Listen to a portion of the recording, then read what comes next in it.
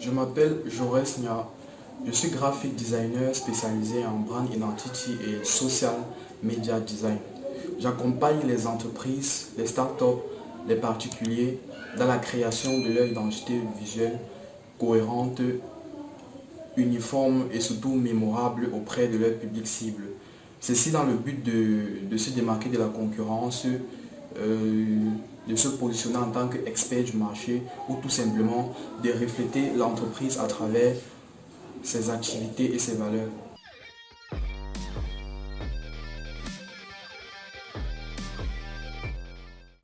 Ce qui m'a attiré dans le domaine du design graphique, c'est tout simplement là. Je suis un passionné de tout ce qui a trait à l'art. Quand quelque chose est créatif, là, ça m'attire personnellement. Donc, c'est cet élément principal qui m'a attiré à faire de l'infographie. Et mon rôle en tant que designer, créateur d'identité visuelle, c'est principalement d'assurer une cohérence entre l'ensemble des supports de communication d'une entreprise, tels que le site web, les visuels des réseaux sociaux ou tout simplement les supports papier dessinés à l'impression.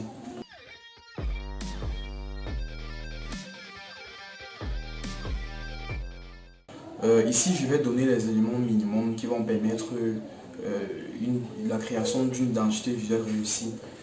Premièrement, du côté matériel, il faut un PC. Il faut un bon PC qui permettra de manipuler les logiciels. Ensuite, il faudra un notebook. Là où il faut noter, là où on note les croquis, nos idées, on note tout ce qui nous vient en tête, ou peut-être que lorsqu'on a un appel avec un client, on note tout ce qu'il dit, ou tous les points sur lesquels on va se baser pour faire la création.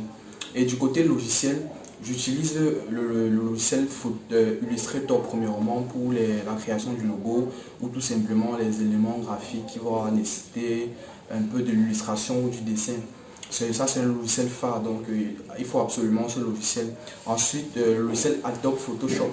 Adobe Photoshop, c'est là où je réalise les maquettes ou peut-être des imageries visuelles qui ont trait à des campagnes, tout simplement parce que ça va relever un peu de la créativité et de la manipulation photo. Donc avec ces deux logiciels, je pense que ça peut être nécessaire et utile pour créer une identité visuelle réussie.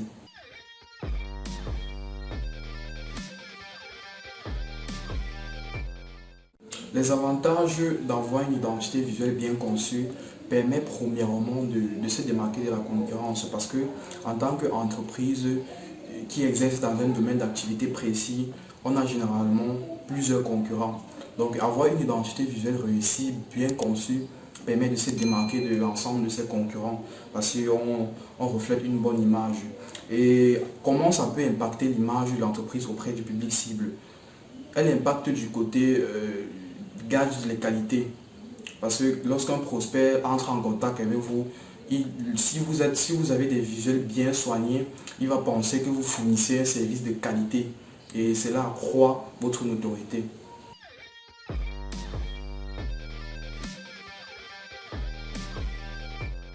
Je collabore généralement au départ par des calls, des réunions ou des appels avec le client qui permettra d'être aligné sur tout et qu'il m'explique mieux les différents points de son entreprise, principalement les éléments de base, que je comprenne absolument ce que l'entreprise fait, les valeurs qu'elle partage, sa mission, sa cible et sa vision.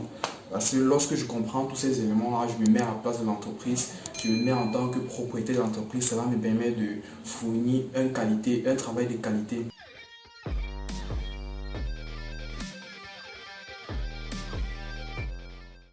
Généralement, je procède en 4 étapes. La première étape, c'est celle de la phase de pré-création. Dans cette phase, je fais des recherches notamment sur la cible et le secteur d'activité. Ces deux points me permettent de faire des choix stratégiques à la conception. Par exemple, pour la cible, ça me permet de faire des recherches sur le type de personnes qui vont regarder, qui seront en interaction avec l'entreprise. À l'exemple de Apple, Apple a un public cible assez adulte, raison pour laquelle ses visuels sont généralement simples et minimalistes parce qu'elle s'adresse à une cible adulte. Et deuxième étape, c'est la phase de brainstorming. Dans la phase de brainstorming, après avoir fait des recherches, je récolte toutes ces recherches et avec des visuels qui m'inspirent, des créations qui m'inspirent, je les collecte en un seul endroit pour que je n'oublie pas des idées que j'ai eues. Et la troisième étape, c'est la phase de création. Après ces deux étapes précédentes, je passe à la phase de création où j'établis tout simplement à créer l'ensemble des étapes de l'identité visuelle, notamment le choix des couleurs, le choix de la typographie, la création du logo, la création de l'imagerie visuelle à travers des illustrations ou des photos, si l'entreprise doit faire un shooting ou si je dois utiliser des images libres de droit dans leur communication visuelle.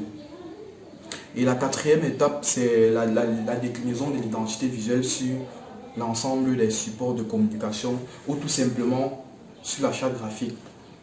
Je décline l'identité visuelle sur la charte graphique afin de refixer l'entreprise, de refixer tous ces points directifs qui va permettre à l'entreprise d'établir sa cohérence au long terme à travers les règles de construction, à travers le respect du positionnement du logo et bien d'autres. Et ensuite, je décline sur des supports tels que les sites, sur le site web, sur les supports des visuels réseaux sociaux et enfin sur les supports papier destinés à l'impression, roll-up, affiches,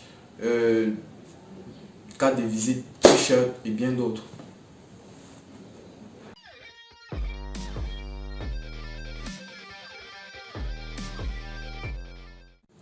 Où mon travail en tant que créateur d'identité visuelle a un impact significatif.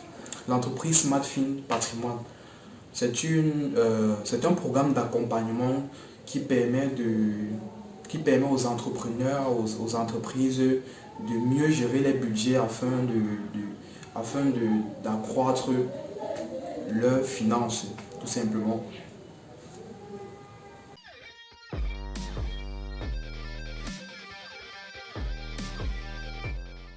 Premièrement, le défi que je rencontre principalement, c'est la fatigue mentale et le surmenage. Parce que généralement, en tant que créatif, on attend beaucoup de nous. On attend qu'à chaque étape, on soit plus créatif et en même temps, on attend de la productivité. Ce qui nécessite un peu de la précipitation dans ma vie personnelle. Je ne me laisse pas assez de temps pour faire certaines choses. Je m'emporte régulièrement sur des projets. C'est là, après, c'est là, je ne compense pas cela en me détendant, par exemple. Donc cela entraîne du surmenage, de la fatigue mentale. Mais face à ce problème, actuellement, je mets des stops.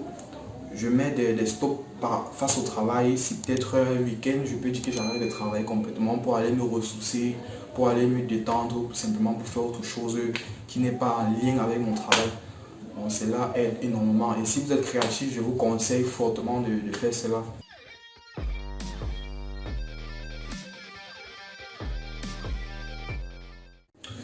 Bon, je vous raconte une mauvaise expérience que j'ai passée avec une cliente, ça fait pratiquement un an. Avec cette cliente, parce que c'était une femme, elle m'a confié son projet, elle voulait créer son entreprise. Moi, je devais intervenir au niveau de la création du logo et de ses éléments graphiques. Donc, elle m'a confié ce projet. Je pense que je lui ai accordé ma confiance au départ, quelque chose que c'est pas vraiment recommandé de le faire à une nouvelle personne. Donc, je lui ai accordé ma confiance. À travers cela, je n'ai pas pris un compte au début du projet et cela m'a coûté cher plus tard. Parce que après livraison du projet, elle m'a promis de régler le budget du projet après quelques jours. Et après ces quelques jours qui est passé, elle ne m'a pas toujours contacté. Donc c'est moi qui la relance pour demander ce qui se passe et tout. Et lorsque j'étais un peu énervé parce que je n'aime pas ce type de comportement. Après, dès que je relance le client, je suis un peu enflammé, elle profite de l'occasion pour se déchaîner et puis me passer un message faisant croire que je suis juste là pour l'argent. Et après cela, je n'ai plus vu sa photo de profil, tout simplement, elle m'a bloqué. Donc ça m'a vraiment fait mal.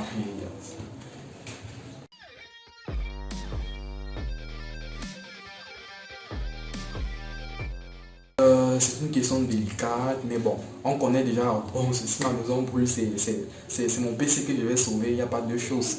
C'est principalement mon PC que je vais aller sauver pour sortir à tout prix. Parce que dedans, il y a tellement de trucs importants. Il y a des recherches des années dans l'intérieur et des clients à l'intérieur.